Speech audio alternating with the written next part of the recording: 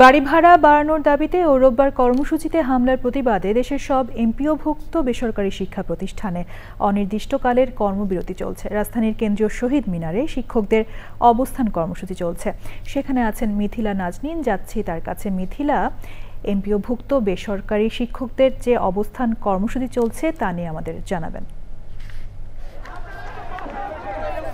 আলাহাবি, এখানে কিন্তু আমরা দেখতে পাচ্ছি যে সকাল থেকে হাজার হাজার শিক্ষকদের সমাবেশ এই কেন্দ্রীয় শহীদ মিনারে, এবং আমার পিছনে আপনারা দেখতে পাচ্ছেন যেখানে শিক্ষকরা সমাবেত হয়েছে সারা বাংলাদেশের সকল শিক্ষা প্রতিষ্ঠান, স্কুল, কলেজ, মাদ্রাসা, কারিগরি শিক্ষা প্রতিষ্ঠান, সকল শিক্ষা প্রতিষ্ঠানের শিক্ষকরা এখানে ক্লাস পরীক্ষা বর্জন করে কিন্তু এখানকার কর্মসূচিতে অংশ নিয়েছেন। এবং আমি তাদের মুখে আসলে আপনার দর্শককে শোনাতে চাই যে তারা কিসের দাবিতে এখানে সমবেত হয়েছেন। স্যার, আপনি শিক্ষক জাতি গড়ার কারিগর, অথচ দেখা যাচ্ছে একজন শিক্ষকের বেতন মাত্র 12,500 টাকা। আপনাদের দাবিটা? আমাদের দাবিটা হলো 20% বাড়ি ভাড়া, যেখানে আমাদেরকে বাড়ি ভাড়া দেওয়া হয় মাত্র 1,000 টাকা, আর মেডিকেল ভাতা দেওয়া হয় 500 টাকা। সেখানে আমরা চাচ্ছি আমাদের 20% বাড়ি ভাড়া এবং 1500 টাকা মেডিকেল ভাতা দেওয়ার জন্য আমাদের সরকারের কাছে দাবি। এবং যতক্ষণ আমরা আরেকটু শুনবো যে আপনারা ক্লাস পরীক্ষা বর্জন করে এখানে আছেন, এই আন্দোলনটা কত সময় চলবে?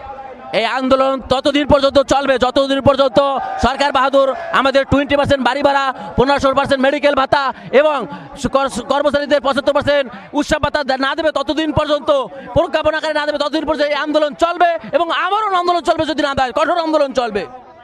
এবং দর্শক, আমরা এখানে যারা শিক্ষকরা আন্দোলনে অংশ নিয়েছেন আমরা তাদের সঙ্গে কথা বলেছি।